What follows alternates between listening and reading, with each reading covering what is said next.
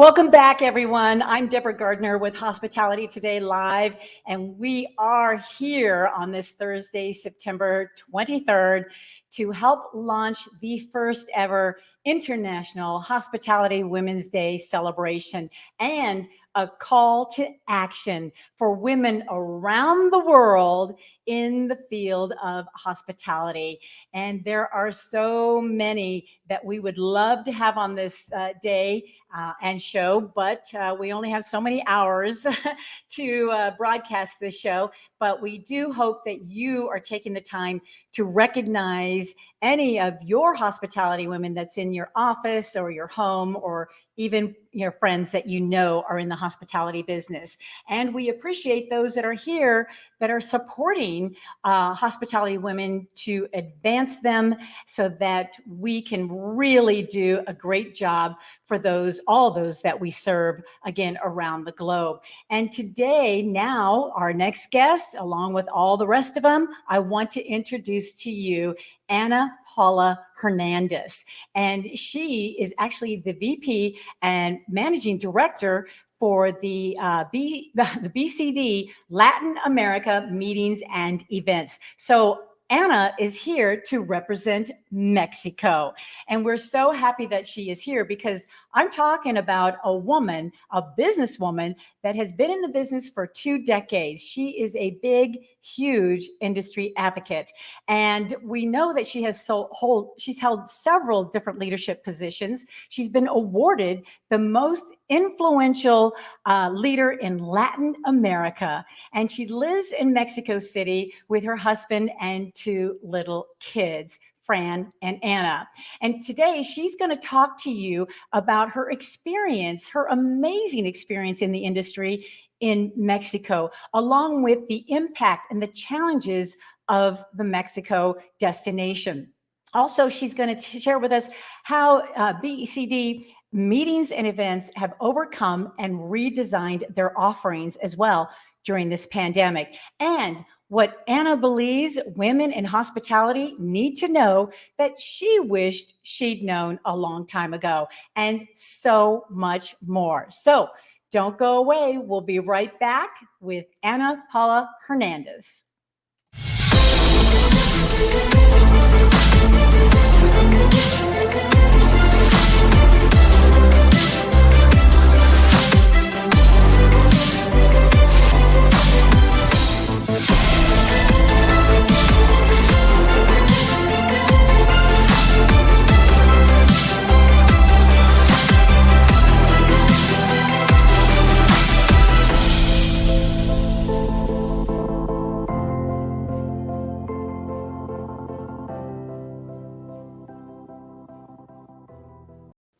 Well, here we are. Well, we are just continuing this great day of guests. And now we have Ana Paula Hernandez. Hi, Ana. Okay, very nice to be with you today, Deborah. Thanks for the invitation. I'm super happy.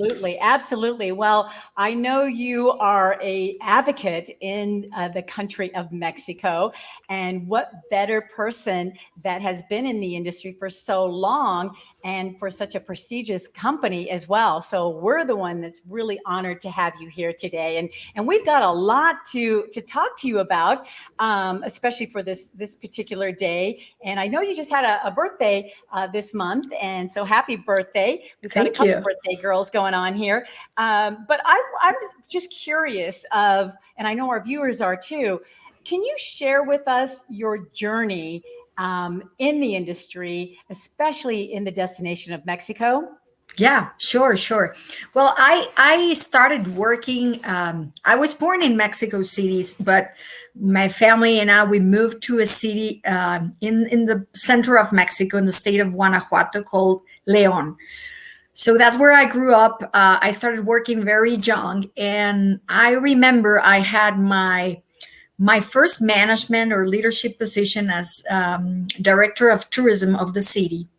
And it's very funny because I remember getting into my first board meeting and I mean, I was young and the only woman in the room. And this question that has been with me for many, many years after, it's like, oh, nice to see you, Anna. When is your boss coming? And I was like, what do you mean?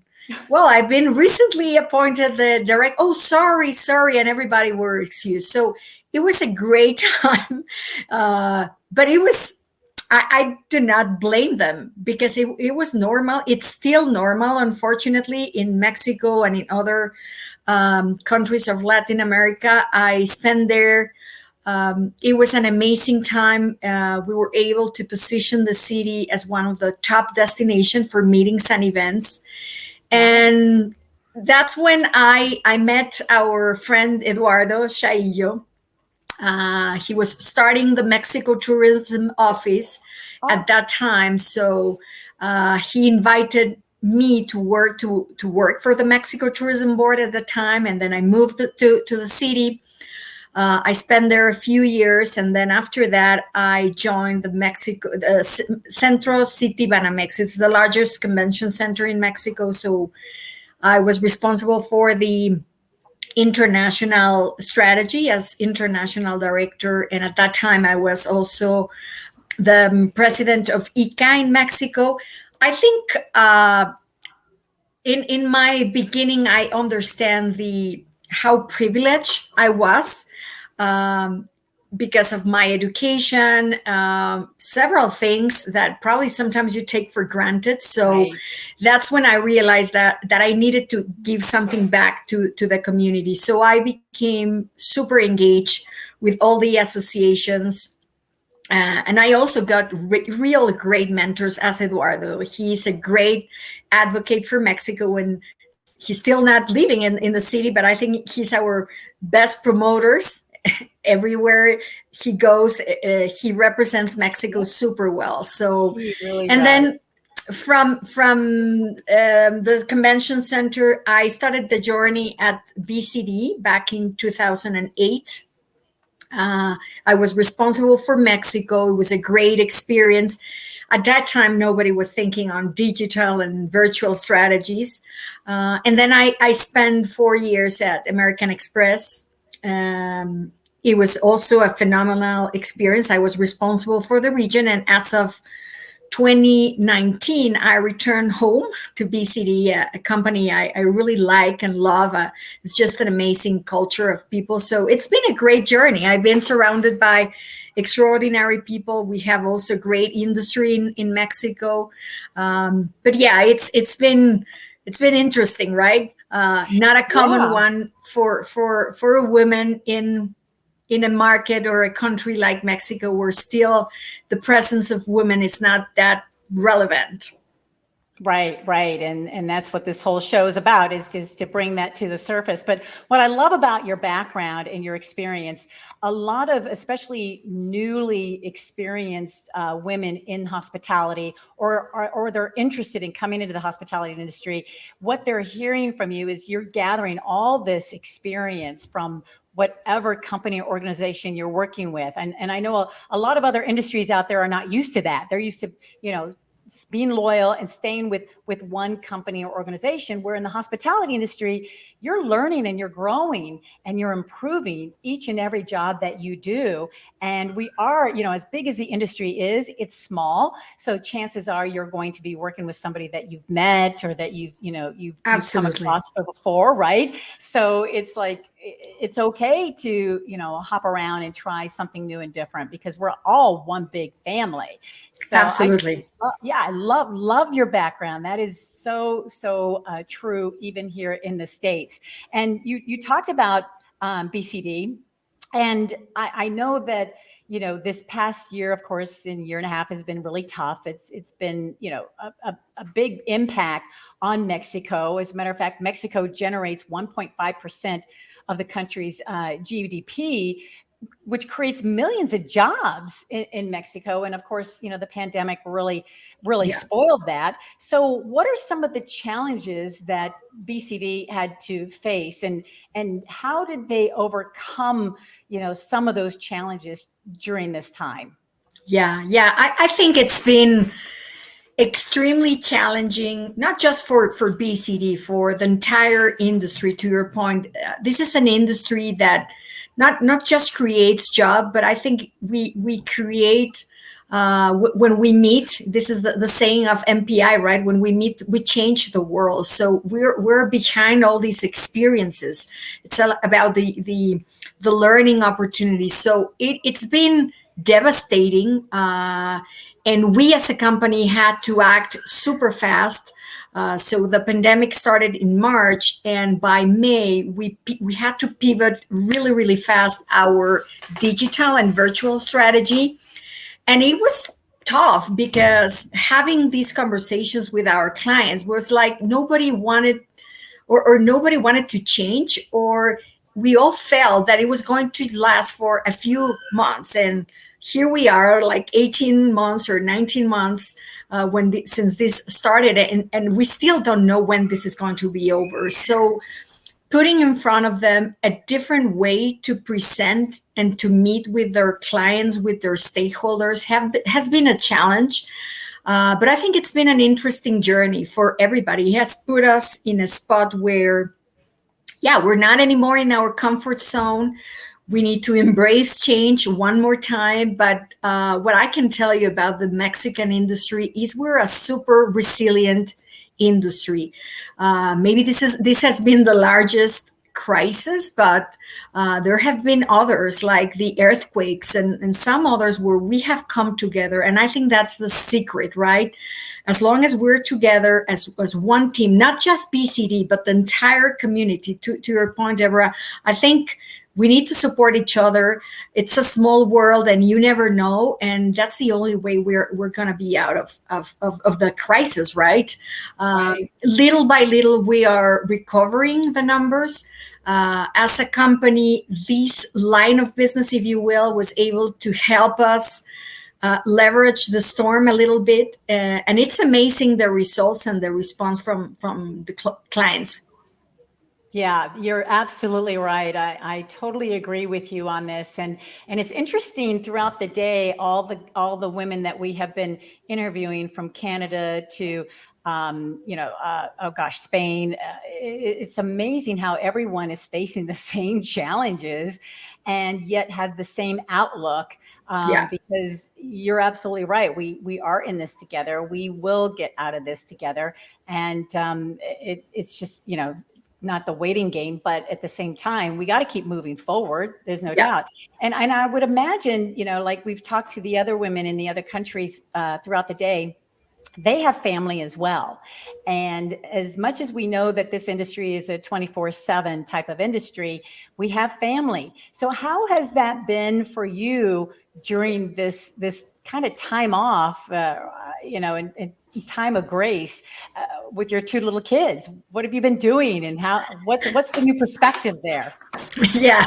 I guess my alcohol consumption has been on the rise, right? No, it's been quite a journey. I can tell you that this has been the most demanding job I've ever had. I've been doing first grade again, because homeschool and work, it's hard. I think that what the pandemic has shown, at least for me, and I think I share this with some industry colleagues and also colleagues at BCD, is that at the beginning, it was super stressful. We were all struggling with the same situation, but we couldn't hide it anymore. So at least for me, it was okay. Like whenever and anytime there was a colleague or a peer or somebody in the screen and there was a kid or a dog or someone, we just act normal, right? I think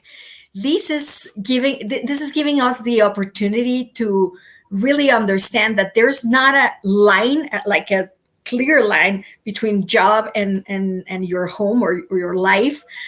It's a mix, and you're juggling in between. So it's been hard, and I support and applaud all the women out there, because it's been really hard. Most of the situations where the job losses has had appear in the world are in the women because they are not able to find the right support.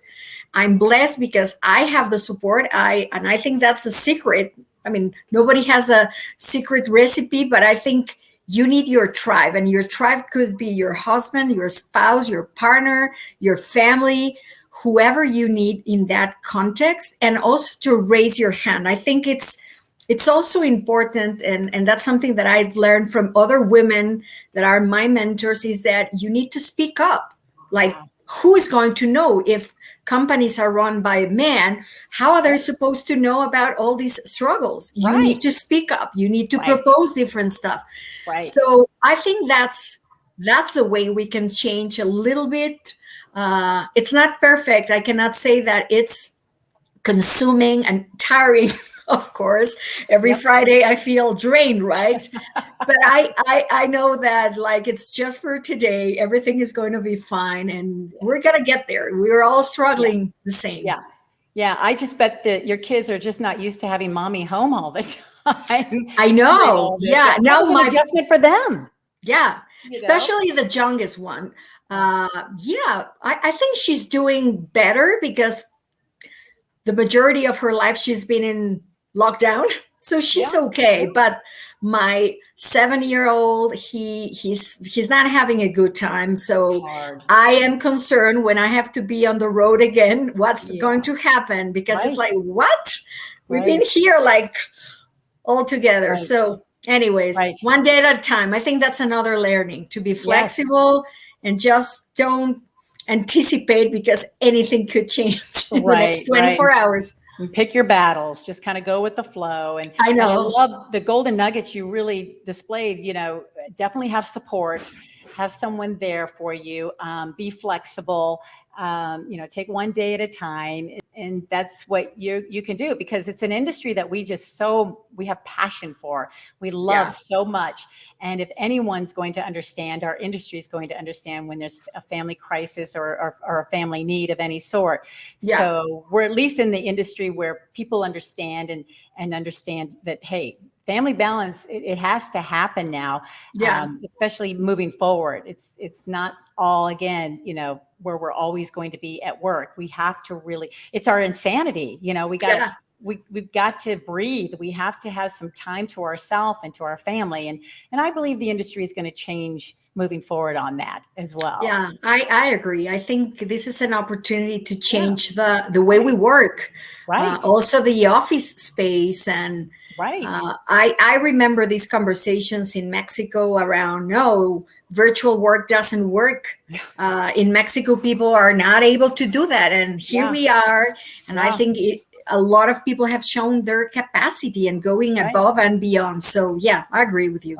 Yeah, definitely. Well, today, is a big day for women across the globe in the hospitality industry. And I know that, with your, experience and background, I'm sure people would like to know, especially from the destination of Mexico, what is some of the things that now that you wished you'd known before, that can probably help women in our industry that's thinking about coming into it, or they're new to it? I mean, they would love to look up to someone as experienced as you are. And so was there anything that you wished you'd known back in the day that you know now? Yeah, that's a great question. I think I would recommend that anybody who is starting their career in the hospitality industry, my advice is to find a mentor, to be yourself and to be authentic, and to not waste energy, because this is a fact. When we get into these positions, basically surrounded by men, we spend a lot of energy trying to prove how good we are.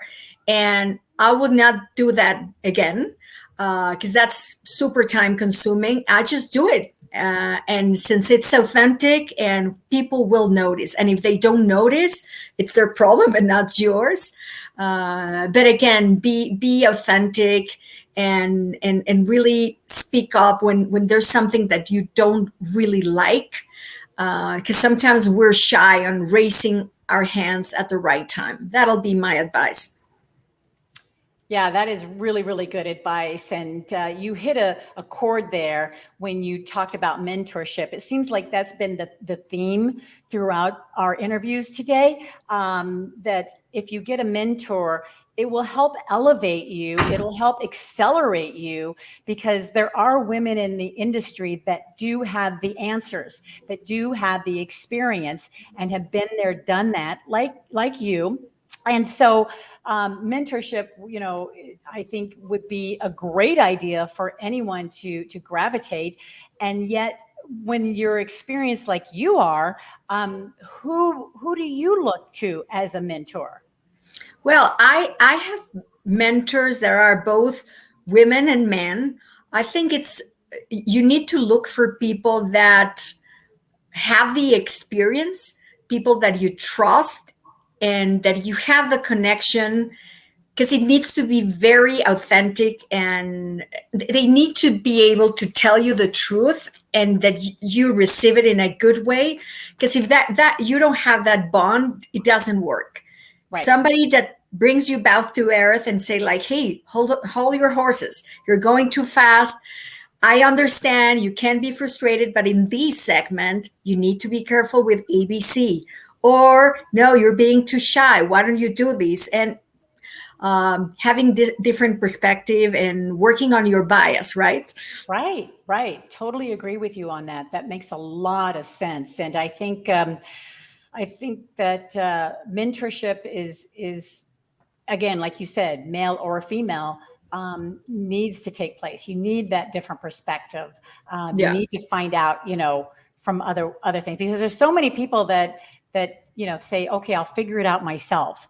And I think women are the worst at it, because women don't want to be embarrassed. They don't want to feel needy. They don't want to pester, in other words, and they don't have to be that, that way. I think women need to be a lot bolder, more, direct, and hit it on straight away and not worry about it. Even one episode we talked about, hey, it's okay to be a bitch.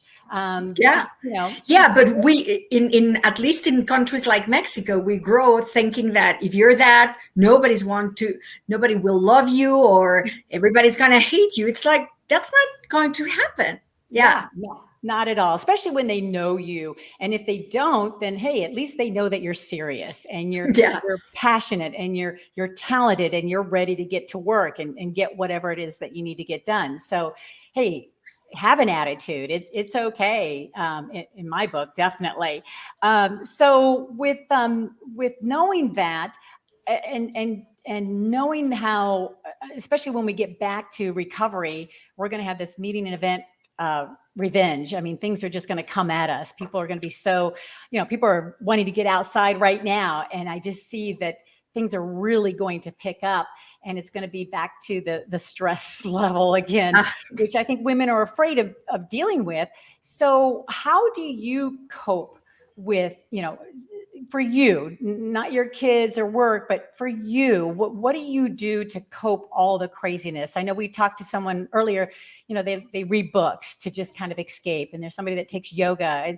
Is there anything that you do special for yourself? Yeah, I do bar. Have you heard of bar, body bar? Or it's like a mix of ballet with Pilates, and it's really good. It's very energizing, but you need to be concentrated in your class, nothing else. So I do that, and I read book. I love to read books, so I have that, and I also meditate. So I wake up early and I put my mind in blank, like trying to look at things into perspective. I think those three things help me stay okay and do not lose my act. You need your space, and recharge.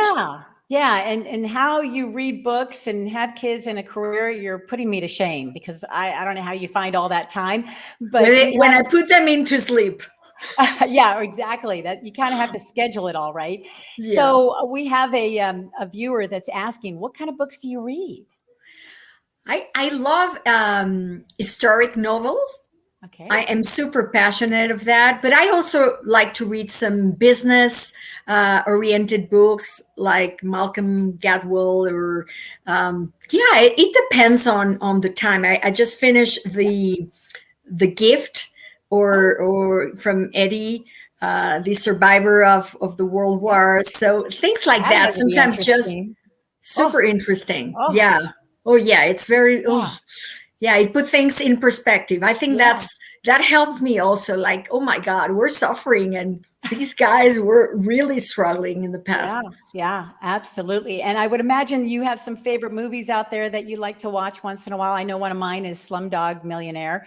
I don't know about you, but Yeah, but I have to admit that to your point, I don't have time for everything. So when comes to movies, it's the kids, right? They yeah, win. yeah, So we just yeah. watched the Cruella, fantastic movie, Cruella, the new version of Cruella de Vil, and yeah, kid stuff. It's not, unfortunately, that's not that funny, but I have to balance. Well, I did read that you had Slumdog Millionaire on your list, so I'm just like Yeah, pulling that out there for you. But yeah, you're yeah, right. A lot of times it is about keeping those kids interested, and today with all that animation and everything, hey, it's twirling the creativity in their minds. So yeah. why not? And I think we've had plenty of Netflix movies this No, this year. the offer is amazing. Yeah, Yeah. it's absolutely amazing. It's Yeah, crazy. It's crazy. It'll fill our days up really, really fast if we want to let it do that to us. But yeah, the opportunity for people, especially the meeting and event professionals that are watching right now, to come to the great destination of Mexico, I would imagine is going to be bigger and better than ever, right? yeah. Yeah, we're growing, and we're definitely eager to wait for that moment to happen. I think we'll have to wait a little bit and be patient because it's going to be a slow recovery. But I agree with you. I think once we're able to meet again, the industry is going to be stronger than ever, for sure. Yeah, Yeah. Yep, yeah. definitely. So everybody that's watching right now, keep your eye here and keep in touch with Anna because Mexico is a great destination, and I tell you, there's going to be a lot of new things. I'm sure there's going to be a lot of new construction going on to help our industry grow bigger and bigger, as she said. So, in order to close out today's show, what does this new launch of the International Hospitality Women's Day means to Anna? Yeah, it means a day to celebrate, and I'm super honored to be part of this celebration. But I think it's also a space for us to remember that yes, we have done a lot as women in the industry, but we still need to do a lot, and don't forget about that. And yeah, go to your community or to your industry associations, advocate for that. And I'll be happy to support anybody that is watching us. But yeah, I think this is an excellent opportunity to showcase what's going on in the world. I think we have Sure. fantastic examples of people like yourself. You've done an amazing job with an extraordinary career, and I always love to watch your show and all the tips you have for us. So, but That's it's great. true. It's true. There's something to learn every single day. Absolutely. Absolutely. Thank you. That was really, really inspiring because we definitely, like you said, we have a long way to go, baby. And why not? That's how we learn and grow. So we never want to quit. We never want to stop. We want to keep moving forward. And what better way, like you said earlier in the show, doing it together. And if anybody wants to connect with Anna, by all means, here is her information, her email and website. And Anna, is there any other way that people can connect with you? Yeah, you can find me also in my LinkedIn. It's at Ana Paula Hernandez, and also you have there my email. And happy to connect with you. Yeah, why not? And I'm so excited to have the opportunity to see you in person eventually. As big as our industry is, it's small. So we're going to run into each other sooner or later. And I want you to give Hernando definitely a hug and a kiss for me when you see him again. Absolutely. Because again, as big as our industry is, it's small, and that's what it's all about. It's all about the relationships. And we can do this now that we're on a global stance. So we want to thank you so much from HTL fans to all the way to Mexico. Thank you so much for representing the great country of Mexico on HTL today. No, thanks to you. Thanks, everybody. You're welcome. Well, there you go. Was that an amazing episode or what? I mean, isn't she beautiful? She's brilliant, talented, skilled, and of course, a big, huge advocate to the industry. And we cannot thank Anna for being here with us today to give us a little bit of a glimpse of what is going on in the country of Mexico for hospitality women. And again, if you would love to see this episode again, there will be a replay. So all you have to do is go to our social media platforms and take a look and even share it with your colleague, your friend, or your family, because she brought in some really good golden nuggets that I think not only hospitality women, but women across the globe should hear about from her as well. And I totally admire her. How she handles family and work is just amazing to me. So thank you so much for joining us here. We really had a great time today, and we know that you are here to support these professionals advance themselves to be effective leaders in all different types of levels. And we are just so grateful that you were able to support it. And so until then, we definitely want to see you again. And I've got the closing remarks coming up. And boy, thank you so much again for being here. We definitely want to hear from you anytime, any questions at hello@hospitalitytodaylive. So until next year, we definitely want to continue this. So get it out there that, hey, International Hospitality Women is definitely something that is not going away. And we definitely want to support it along the way as well. So thank you so much for being with us here today. And next up again is the closing comments. Stay tuned.